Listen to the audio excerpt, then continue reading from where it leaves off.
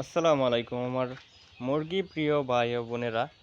অনেকেই প্রশ্ন করে থাকেন যে আমার মুরগি তো লিটার খেয়ে ফেলে বা খাবারের ফিডের মধ্যে লিটার পড়ে গেলে আবর্জনা খেয়ে ফেলে, এগুলো খেয়ে মুরগি অসুস্থ হয়ে যায়।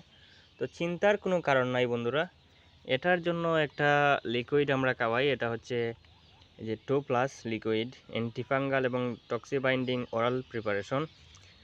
এটার নিয়ম হচ্ছে প্রতি 2 লিটার পানিতে 1 ml করে আমরা মিশিয়ে থাকি 3 থেকে 5 দিন।